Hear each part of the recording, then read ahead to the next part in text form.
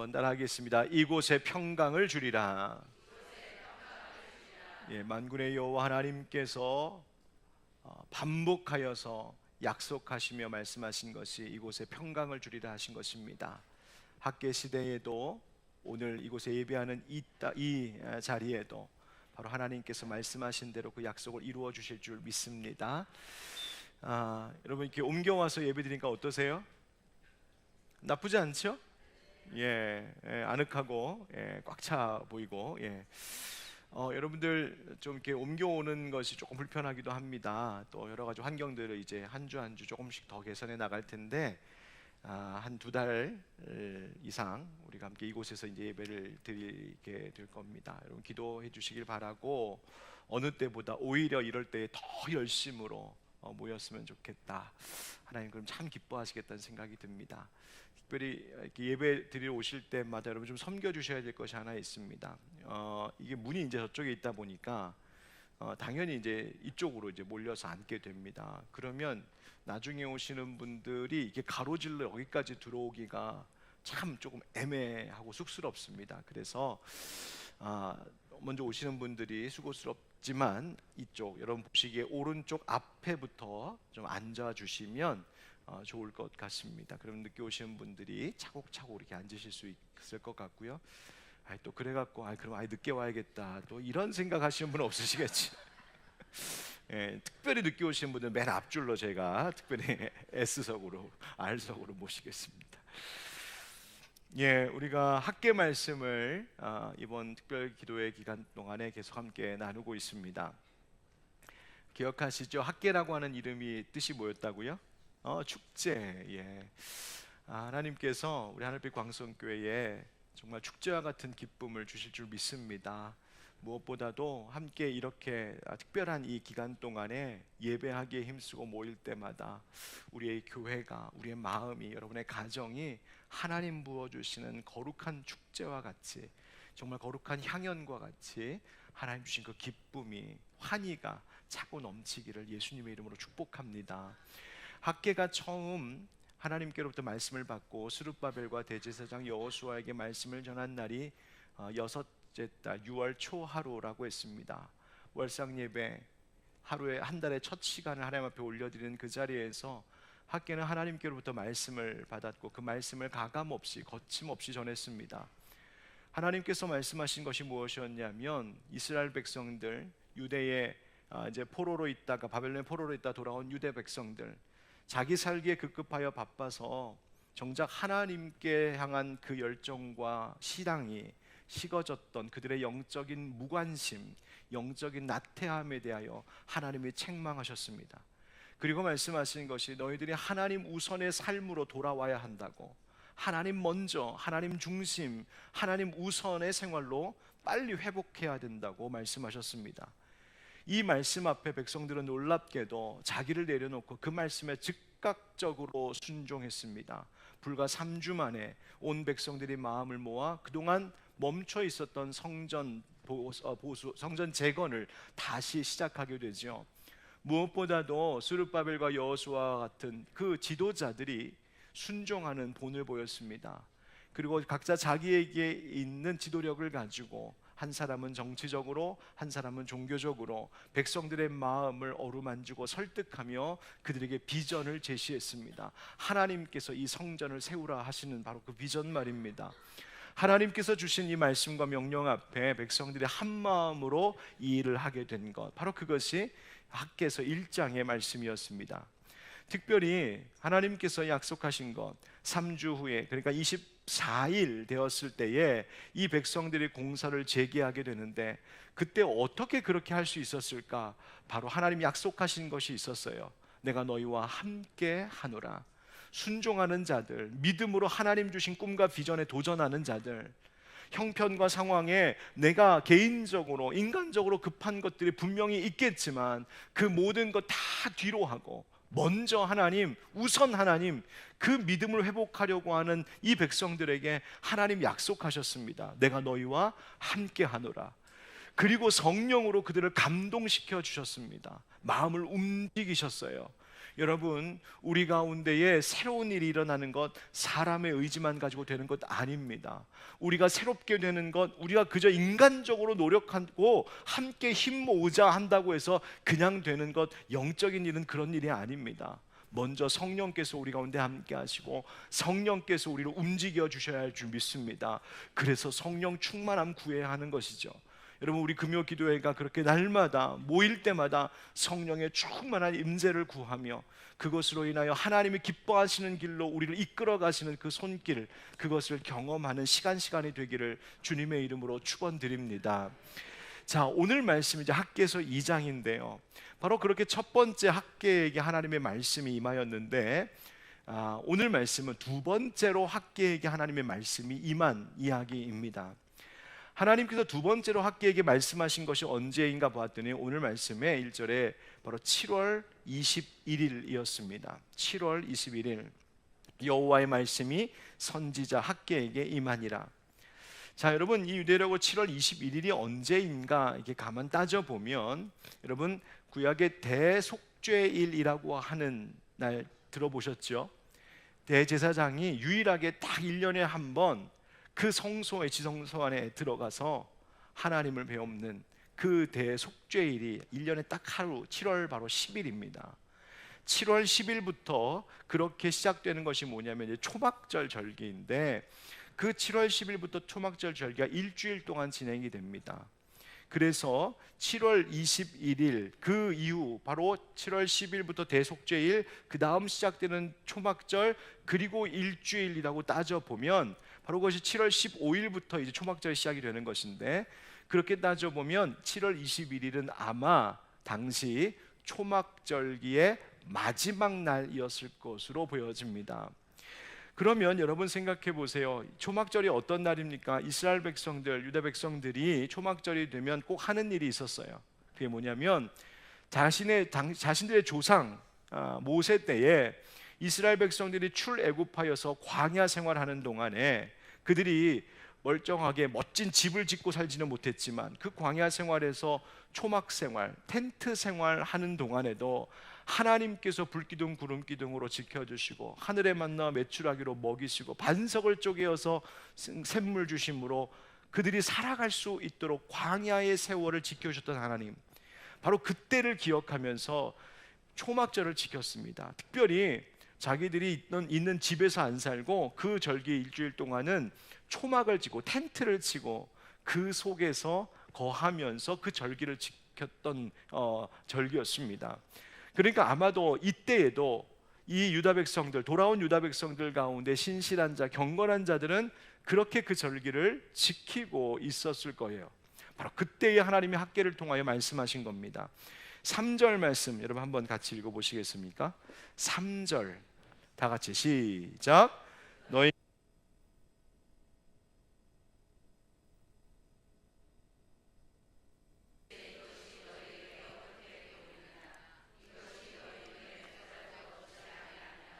아멘. 자, 보세요. 하나님께서 학개를 통해 말씀하시는 것이 너희 가운데에 남아있는 자 중에서, 그러니까 유다 포로로 끌려갔다가 돌아와 있는 이들, 그 남은 자들 가운데 이 성전의 이전 영광을 본 자가 누구냐라고 물으십니다. 여기서 이 성전의 이전 영광이라고 하는 말은 뭘 얘기하냐면 바로 솔로몬이 지었던 첫 번째 예루살렘 성전입니다. 첫 번째 예루살렘 성전, 그러나 이 바벨론 느부갓네살 왕의 손에 의해서 다 무너지고 다 회파된 바로 그곳으로 지금 유다 백성들이 포로 세월을 끝내고 다시 돌아온 것 아닙니까? 그런데 그 돌아온 70년 동안 포로기로 잡혀 있었던 사람들, 그래서 그 70년 사이에 태어난 사람들이 대부분이었겠지만 그 중에는 그 전부터 나이 많이 드신 분들은 이 솔로몬 성전이 세워져 있을 때, 어렸을 때 그것을 보았던 기억이 있고, 어렸을 때에 이 바벨론으로 포로로 끌려갔다 70년 만에 다시 돌아온 사람들이 있는 거거든요. 그래서 그 돌아온 유대인들 중에는 그 옛날 솔로몬이 지었던 그 멋진, 그 웅장한 그 예루살렘 성전을 보았고 그곳에서 예배드렸던 경험이 있는 자들이 있었던 것이죠. 바로 그들에게 하나님께서 물으시는 것입니다. 너희들 어떻게 보이냐? 이것이 너희에게는 이것이 보잘것없이 보이지 아니하냐? 이렇게 물으시는 거예요. 그러니까 그 솔로몬이 지었던 성전에 비하면 지금 스룹바벨과 이 백성들이 짓고 있는 성전의 규모나 그 장식되어 있는 이 모습들은 정말 보잘것없는, 너무너무 비교할 수 없을 만큼 초라한 성전이 지금 지어져 가고 있는 거예요. 여러분, 하나님께서 이들의 생각과 이들의 마음을 읽으신 거죠. 지금 아까 초막절 말씀드렸죠. 이 백성들이 아마 그랬을 겁니다. 초막절기를 지키며 그 텐트 속에서 이렇게 살고 있는데, 궁색하게 살고 있는 거죠. 그 일주일 절기를 지키고 있는데 마지막 날 하나님께서 어때? 저 성전, 지금 짓고 있는 성전 어떻게 보이냐 할 때 그들의 마음 가운데 일어난 것이 뭐냐면, 자기들이야 초막절기 끝나면 텐트 걷고 열심히 그동안 지었던 튼튼한 집으로 돌아가며 살면 되지만, 그들 마음속에 지금 눈앞에 지어지고 있는 그 성전, 그러니까 솔로몬의 성전에 비하면 그 성전을 볼 때 초막이네 싶은 거죠. 초라하네. 그래서 젊은 사람들은 그 성전을 지면서 기뻐했지만 나이 든 사람들은 통곡했다는 거예요. 아이고, 나야 이제 저 집으로 돌아가지만, 내 원래 살던 집으로 이제 가겠지만, 우리 하나님은 정말 이 초막 같은 성전에 거하신단 말인가? 너무 가슴 아파했던 거예요. 공동번역에서는요, 이 표현을 조금 더 강하게 표현했어요. 들어보세요. 이 성전이 예전에는 얼마나 영광스러웠더냐. 하나님 하신 말씀이에요. 너희 가운데 그것을 본 사람이 더러 남아 있으리라. 그런데 지금 이 성전은 어떠하냐? 너희의 눈에도 이따위는 있으나 마나 하지 않으냐. 그러니까 사람의 마음속에 그 생각이 들었다는 거예요. 야, 이 정도 이따위의 건물, 이따위의 성전은 있으나 마나 소용없잖아. 이렇게 회의감이 들었다는 말이에요. 여러분, 지금 그런 마음, 그런 생각을 가진 백성들의 마음 상태가 어떤 것일까요? 부정적인 거죠. 아니, 이렇게 이 초라한 성전 지어봐야 무슨 소용이 있어. 부정적인 마음이에요. 또 하나는 기대감이 없는 거죠. 하나님 그 솔로몬 성전, 그 예루살렘 성전, 그 화려하고 웅장했던 성전도 한순간에 다 무너졌는데, 이 초라한 성전, 이게 무슨 의미가 있을까? 기대감이 없었어요. 더 중요한 것은 그들이 겉으로 보이는, 물질적으로 보이는, 외형적으로 보이는 것을 가지고 이 성전의 가치를 판단하고 있었다는 거예요. 자, 그들의 마음을 읽으셨던 하나님께서 말씀하시는 것이 오늘의 본문입니다.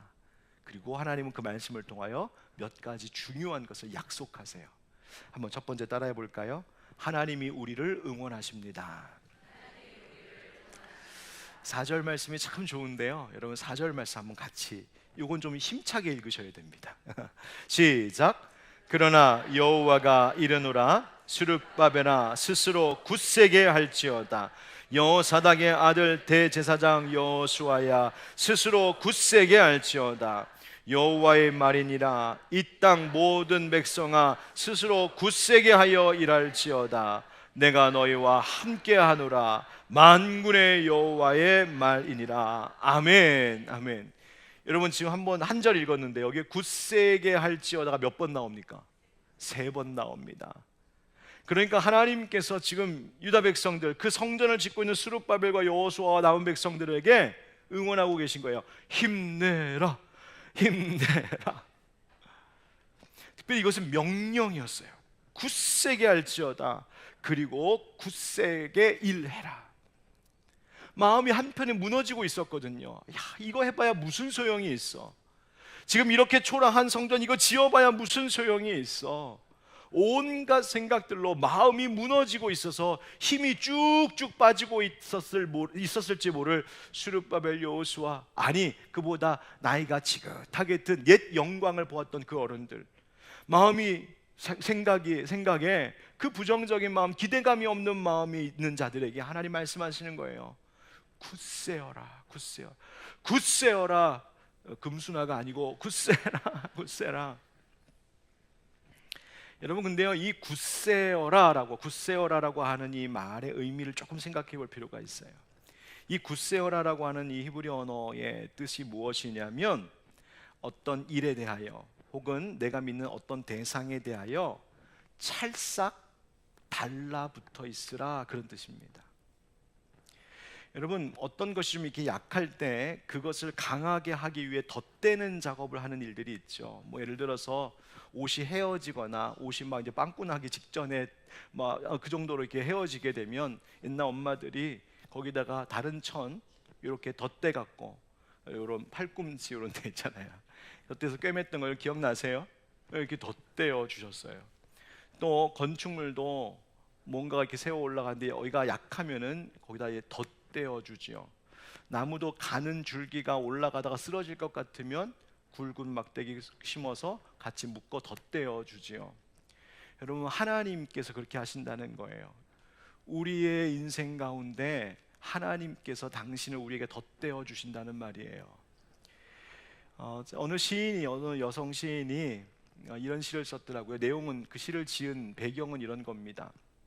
친구가 직접 이렇게 옷을 지어준 거예요. 천연 재료로. 근데 옷을 지어줬는데 이 옷이 너무 귀하고 아까워서 못 입고 그냥 계속 걸어놨던 거예요. 그런데 이게 막 이런 요즘 뭐 이런 나오는 이런 옷이 아니라 천연 재료로 만든 이 옷이다 보니까 그냥 걸어뒀더니 이게 좀이 쓸기 시작했고, 좀이 쓸다 보니까 이제 구멍이 막 나기 시작한 거예요.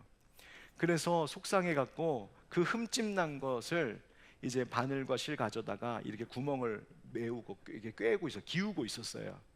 근데 그 모습을 본 딸이, 엄마, 그거 버려요. 요즘에 누가 그렇게 옷을 기워 입어요. 엄마, 버려요. 그랬어요. 그랬더니 이 시인이 대답하기를, 무슨 소리야? 이 흠집은 흠의 집들이야. 흠집이란 게 흠의 집들이야. 나는 이 집들 옆에 꽃도 심고 나무도 심어줄 거야. 그러면 나비도 와서 내려앉을 걸. 그러면서 정성껏 이 옷을 기웠어요. 그리고 나서 쓴 짧은 시가 이거예요. 한번 들어보세요. 살다 보면 덧댈 일 천지다. 구멍난 마음들, 올 나간 인연들. 그러니까 인생을 살면서 이걸 기우면서 그 생각이 드는 거예요. 구멍마다 기워내는데, 아이고, 이게 내 인생 같네. 살다 보니까 인생에 흠집 나는 일들이 얼마나 많아요. 마음에 구멍이 숭숭 뚫리는 일들이 너무 많잖아요. 또 나 자신을 봐도 이 약한 내 모습, 마치 구멍 숭숭 뚫린 것처럼 허술하기 짝이 없고 실수투성이고, 그러다 보니 괴롭고 부끄럽고 실망스럽고, 그게 나다.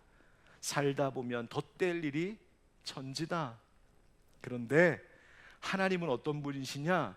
마치 좀이 쓸어 흠집난 옷을 꿰매 기우는 그 엄마처럼 연약한 우리, 구멍 숭숭 뚫린 우리, 허술하기 짝이 없는 우리, 힘없는 우리, 그런 우리를 망가질까 조심스레 들어서 은혜로 우리의 구멍 뚫린 것들을 기우시는 분이 하나님이시라는 거예요.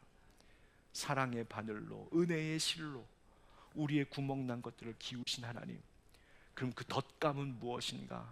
바로 하나님 당신을 우리의 덧감으로 주셨어요. 그래서 하나님께 딱 붙어 있으라는 거예요. 하나님을 나의 보강제로 삼으라는 거예요. 그러면 하나님이 우리의 구멍 숭숭 나고 연약한 우리의 마음과 삶 가운데 하나님이 은혜로 당신으로 덧대어 주셔서 우리로 하여금 든든하게 하신다. 그래서 우리가 그분에게 찰싹 달라붙어 있기만 하면 된다. 마치 포도나무 가지처럼. 바로 굳세어라 하나님 말씀하시는 것은 힘 좀 내, 뭐 이렇게 힘이 없어 하시는 것이 아니라 내가 너의 힘이 되어줄게. 바로 그것인 줄 믿습니다. 그래서 너희와 함께 하노라 말씀하시는 거죠. 여러분, 하나님께서 지금도 우리를 응원하십니다. 굳세라, 힘내라, 너 혼자 아니다, 그저 내게만 붙어 있으면 된다 하시는 거예요. 여러분, 저는 요즘에 온통 무슨 생각이 머리에 많을까요? 예, 이 공사하는 것 때문에 이제 새벽 예배 끝나고 7시쯤 되면 벌써 인부 분들이 오셔갖고 막 우당탕탕탕탕 하면서 막 일을 시작합니다. 그러면서 하루 종일입니다. 공사를 시작하면서 막상 시작하고 나니까 또 마음이 또 달라요. 마음이 이 공사 시작하면서 제가 마음 공사 이 세상 프로젝트 처음 시작할 때부터도 그랬고요. 마음이 막 흔들릴 때가 있습니다. 마음이 막 무너질 때가 있어요. 어떤 걸 이렇게 하려고 하다가 한번 턱턱 막히거나 이게 잘 안 될 때에 마음이 진짜 무너질 때가 있어요. 오늘 새벽에 갑자기 새벽 기도 끝나고 제가 로비 이렇게 가는데 어느 권사님이 대뜸 저한테 그러시는 거예요. 목사님, 요즘 공사 시작하니까 생각도 많이 힘드시죠? 별말 아니잖아요. 그런데 제가 그 말 한마디에 눈물이 왈칵 쏟아져 갖고 제가 이를 악물고 괜찮아요 그랬더니 제가 그렇게 약해져 있었는지 몰랐어요. 제가 왜 그래 그 말 그냥 평상시 여러분들도 저한테 하시는 말씀인데 그 한마디에 눈물이 왈칵 나와갖고 괜찮아요 권사님 기도해 주세요. 그리고 잽싸게 제 방으로 올라갔다는 거 아니에요? 하나님께서요 오늘도 기도하고 말씀 묵상하는데 하나님께서 계속해서 응원하셔요. 여러 권사님이나 집사님 우리 성도님들 통해서 응원하시기도 하고요. 하나님 별의별 방법으로 계속 응원해주고 계심을 느껴요. 말씀을 주시기도 하시고 마음의 감동을 주기도 하시고요. 성도님들의 말 한마디를 통하여서도 응원을 해주세요. 심지어 우연히 보게 되는 인터넷 강의, 인터넷 짧은 영상 속에서도 하나님이 저를 응원하시는 소리를 들어요. 여러분 저를 향하여서만 하시는 것이 아니라고 저는 믿습니다. 이 일에 함께하고 있는 우리 모든 성도님들에게 오늘도 굳세어라 굳세게 하여 일하라 하나님 응원하고 계신 줄 믿습니다. 여러분 그렇다면 하나님은 과연 우리와 어떤 식으로 함께 하실까? 어떻게 함께 하시는 하나님이신가? 한번 따라합시다. 말씀과 성령으로 함께 하십니다. 5절 말씀에 너희가 애굽에서 나올 때에 내가 너희와 언약한 말과 나의 영이 계속하여 너희 가운데에 머물러 있나니 너희는 두려워하지 말지어다. 아멘. 하나님이 지금 유다 백성들에게 그 옛날 과거에 그들의 조상 이스라엘 백성들이 애굽에서 나올 때에 약속하셨던 것을 지금 이 세대의 사람들에게 다시 말씀해 주고 계신 거예요. 뭐라고? 내가 너희와 언약한 말, 즉 내 말과 나의 영, 성령이 계속하여 너희 가운데에 머물러 있다. 이걸 좀 더 정확하게 번역하면 이렇게 번역해야 돼요. 내가 너희에게 언약으로 말한 것처럼 나의 영이 너희와 함께 있다. 바로 이것이 스룹바벨과 여호수아 그리고 그 남은 유다 백성들이 두려워하지 않아도 될 이유였습니다. 여러분 이 백성들이 왜 두려워했을까요? 성전 재건 시작하면서 이런 생각하지 않았겠어요?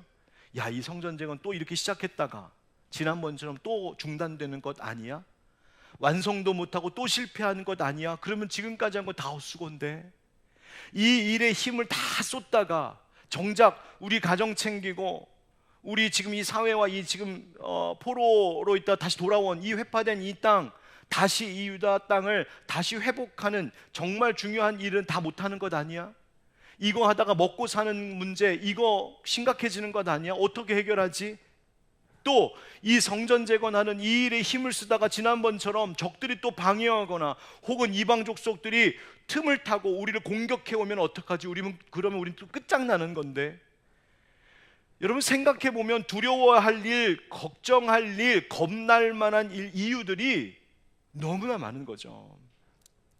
여러분 모든 일이 그런 것 같아요. 두려워하고 걱정하고 염려하면은 모든 게 다 염려할 일이더라고요. 여러분 하나 둘에 겁먹기 시작하면 다 두려워할 일이에요. 제가 그렇다니까요. 여러분 이게 공사 시작하면서요 가만히 생각해보면 죄다 걱정할 일이에요. 제가 뭘 그렇게 걱정하고 있나 한번 제가 쭉 적어봤거든요. 한번 잘 들어보세요. 이거 굉장히 인간적인 걱정이에요. 예. 우리 목사님 야 믿음 되게 없네 그러지 마시고, 예, 잘 들어보세요. 공사 시작한 거 잘한 일일까? 이거 안 했으면 나의 내년 후년 목회에 별 부담이 없을 텐데 괜히 일 만든 거 아닐까? 공사하는 동안, 두 번째요, 공사하는 동안 성도들 예배 어떡하지? 흩어지고 공사한다고 안 모이면 어떡하지? 세 번째, 공사가 다 끝나기 전에 작정한 예산 다 안 모아지면 어떡하지? 네 번째, 내년 예산 이제 짜기 시작해야 되는데 야 이거 큰일 났네 어떻게 하지? 다섯 번째, 공사 끝나고 교인들이 다 끝났는데 정작 교인들이 마음에 안 든다고 그 돈으로 이것밖에 못했냐는 말 들으면 어떡하지? 예, 저 되게 진지해요. 여섯 번째, 또 이 일 때문에 상처받고 시험 드는 성도들 생기면 어떡하지? 지금도 분명히 불만 있는 분들이 있을 텐데. 일곱 번째, 이렇게 해놓고 다 해놓고 그때 가서 아 이건 이렇게 할 걸 저건 저렇게 할 걸 후회하고 아쉬움으로 남는 것 있으면 어떡하지? 뭐 이런 걱정들이에요. 한 7가지만 적어봤어요. 다 말하고 나니까 속이 시원하긴 한데 제가 가만히 생각해 보니까 걱정할라 치면 한도 끝도 없더라고요. 그런데 한도 끝도 없이 쏟아질 그 모든 걱정과 염려와 두려움을 이길 방법은 딱 하나밖에 없었어요. 그게 뭘까? 바로 말씀과 성령으로 지금도 함께하고 계신 하나님을 믿는 것. 그 하나밖에는 방법이 없더라고요. 여러분, 오늘도 우리에게 주시는 하나님의 말씀이 없이는, 오늘도 우리의 마음과 생각을 감찰하시고 감동 주시는 성령님 없이는 우리는 하루하루가 어려울 수밖에 없는 인생들입니다. 여러분, 잊지 마십시오. 그저 우리 교회가 지금 공사하는 것 그 일뿐만이 아니라 우리의 삶에도 하나님의 말씀과 성령으로 함께하고 계신 줄 믿습니다. 여러분, 지금 하나님의 말씀이 선포되고 그 성경의 말씀이 내가 어느 때든 펼쳐서 읽을 수 있는 하나님의 말씀이 내 앞에 있음이 하나님께서 지금도 나와 함께하고 계심의 증거임을 믿으시기 바랍니다. 내가 찬양할 때에, 내가 기도할 때에 성령께서 내 마음에 감동을 주시고 말씀을 들을 때에 성령께서 나를 감화시켜 주신다면 말씀과 성령으로 지금도 하나님이 나와 함께하고 계시고 그렇게 나를 응원하고 계심을 믿는 믿음의 우리 모두가 되길 주의 이름으로 축원드립니다. 세 번째, 오늘 말씀을 통해 깨닫게 하시는 것이 있습니다. 따라합시다. 영광으로 충만하게 하십니다. 6절과 7절 말씀인데요. 6절에 만군의 여호와가 이같이 말하노라. 조금 있으면 내가 하늘과 땅과 바다와 육지를 진동시킬 것이요. 자, 그 다음에 7절 우리 한번 같이 읽겠습니다. 시작. 또한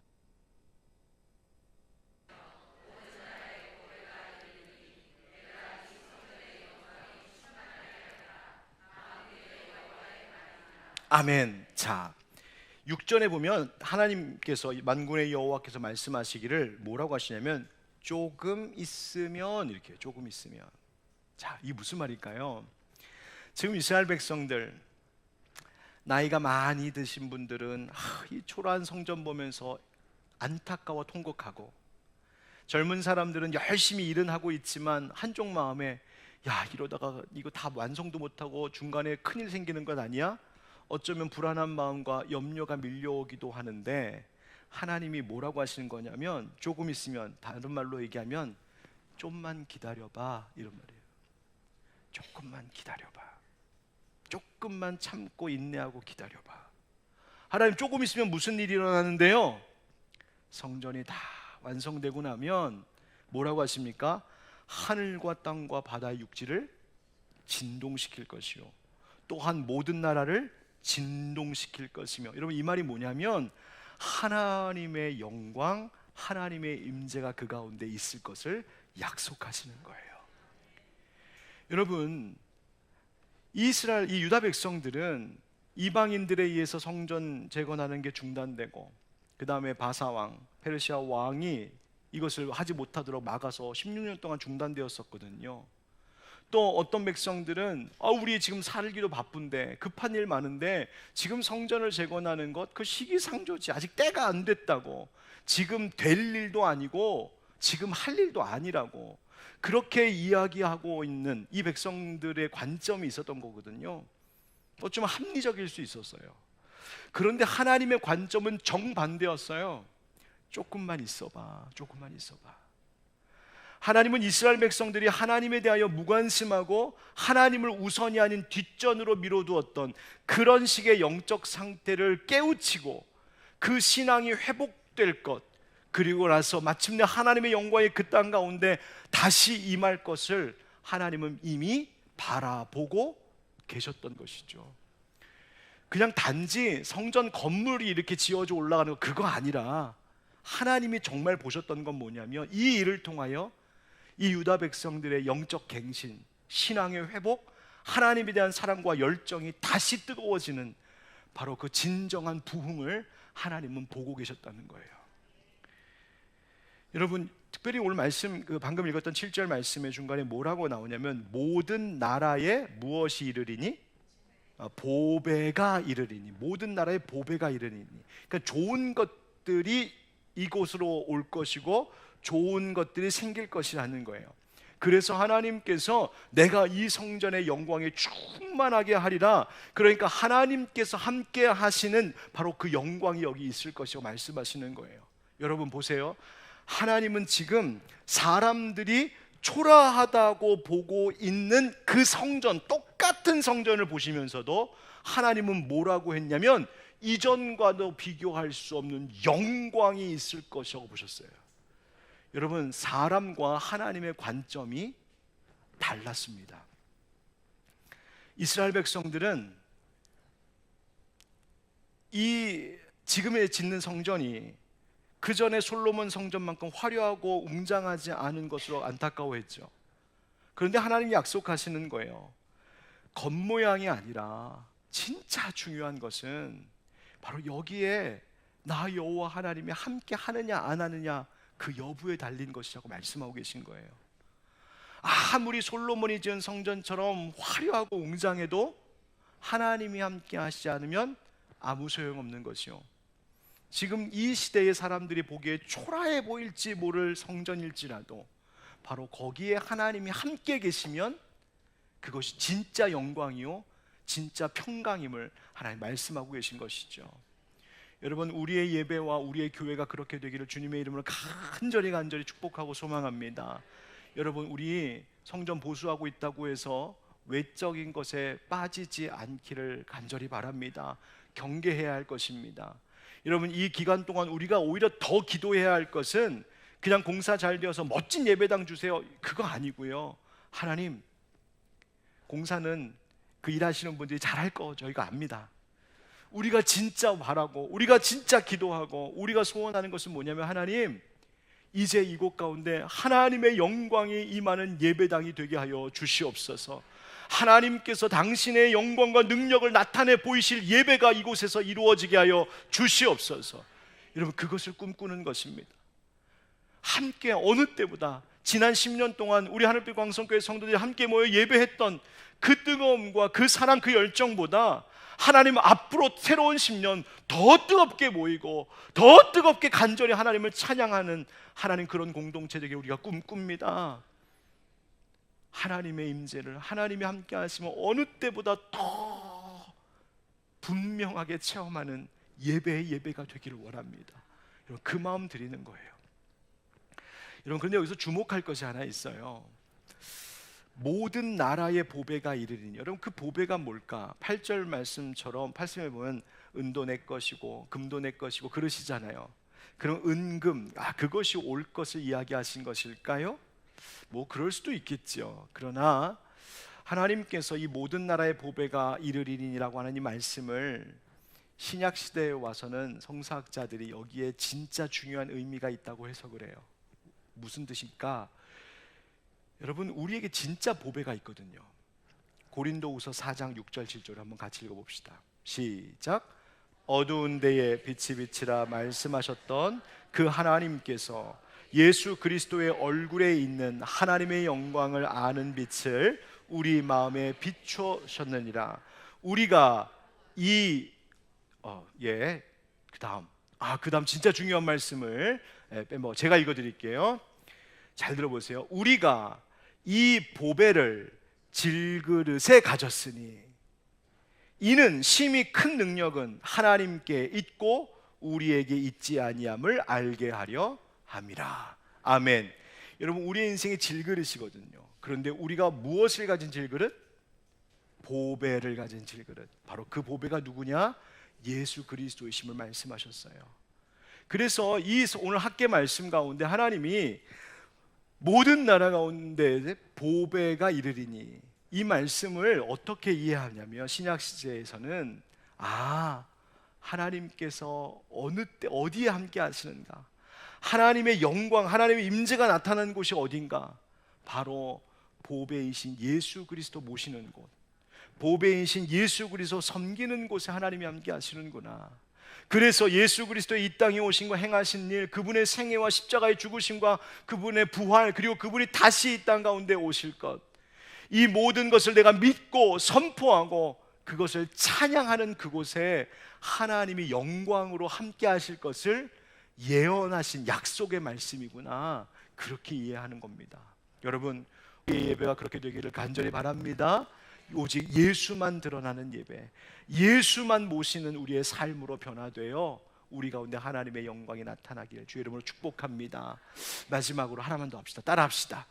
은금보다 귀한 것이 있습니다.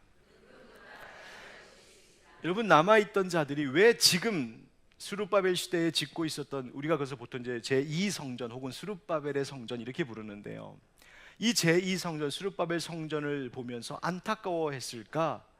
옛날 솔로몬이 지은 성전은요, 은과 금으로 칠을 했거든요. 은과 금으로 화려하게 장식되어 있었어요. 그 안에는 성전의 기물이 죄다 그랬어요.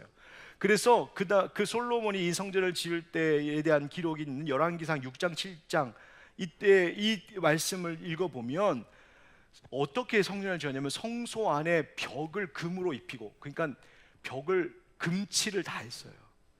금 사슬을 걸고 제단을 금으로 입혔어요. 온통 사방이 금이었어요. 쓰이는 기구들도 다 금이었어요. 제단, 진설병상, 등잔대 뭐 이런 거 다, 심지어 집게, 불집게 등등도.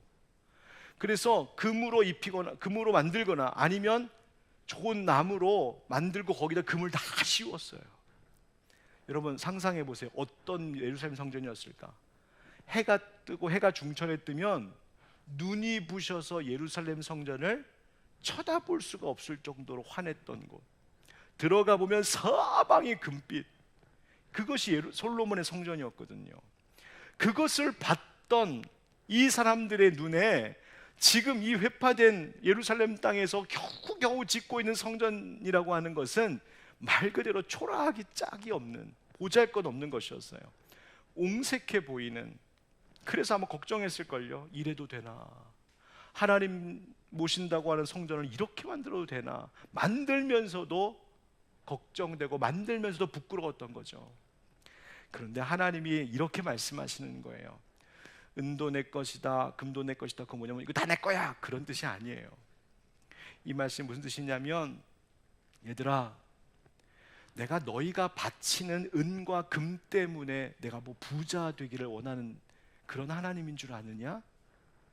너희가 은과 금으로 바치고 장식하는 거, 그거 못하면 내가 별 볼 일 없는 하나님으로 추락할 것 같으냐? 무슨 소리, 웃기지 마.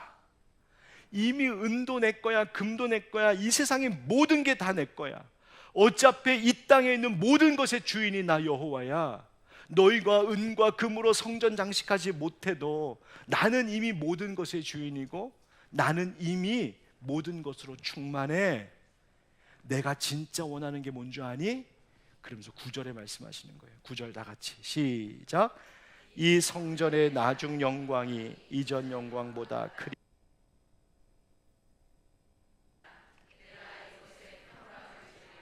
만군의 여호와의 말이니라. 아멘. 여러분 보십시오. 솔로몬이 예루살렘 성전을 지었을 때는요, 그 나라가 최고로 부강할 때예요. 물질적으로 풍요로웠고요, 국가적으로는요 태평성대였고요, 영토는 계속 확장되고 있었고 최고의 부귀영화를 누리던 이스라엘 민족이었어요. 그때 지은 성전이에요.